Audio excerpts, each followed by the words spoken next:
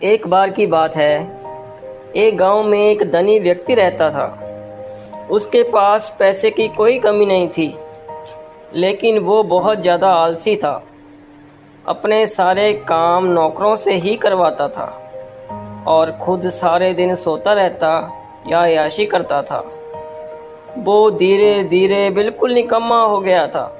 उसे ऐसा लगता जैसे मैं सबका स्वामी हूँ, क्योंकि मेरे पास बहुत धन है, मैं तो कुछ भी खरीद सकता हूँ। यही सोचकर वो दिन रात सोता रहता था। लेकिन कहा जाता है कि बुरी सोच का बुरा नतीजा होता है। बस यही उस व्यक्ति के साथ हुआ। कुछ सालों उसे ऐसा महसूस हुआ जैसे उसका शरीर पहले से बेजान होता जा रहा है। उसके हाथ पैर हिलाने में भी तकलीफ होने लगी। ये देखकर वो व्यक्ति बहुत परेशान हुआ। उसके पास बहुत पैसा था। उसने शहर से बड़े बड़े डॉक्टर को बुलाया और खूब पैसा खर्च किया, लेकिन उसका शरीर ठीक नहीं हो पाया। वो बहुत दुखी रहने लगा। एक बार उस गांव में एक साधु गुजर रहे थे। उन्होंने उस व्यक्ति की बीमारी के बारे में सुना, उन्होंने सेठ के नौकर से कहा कि वो उसकी बीमारी का इलाज कर सकते हैं। ये सुनकर नौकर सेठ के पास गया और साधु के बारे में सब कुछ बताया।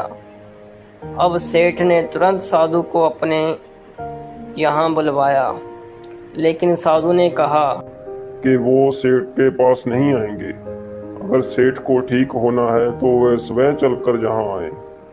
सेठ बहुत परेशान हो गया, क्योंकि वो असहाय था और चल फिर नहीं पाता था। लेकिन जब साधु आने को तैयार नहीं हुए तो हिम्मत करके बड़ी मुश्किल से साधु से मिलने पहुँचे, पर साधु वहाँ थे ही नहीं। सेठ दुखी मन से वापस आ गया। अब तो रोजाना का यही नियम हो गया।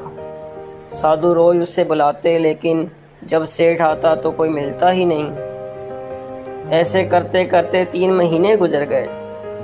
अब सेठ को लगने लगा जैसे वह ठीक होता जा रहा है। उसके हाथ पैर धीरे धीरे काम करने लगे हैं। अब सेठ की समझ में सारी बात आ गई थी। साधु रोज उससे क्यों नहीं मिलते थे।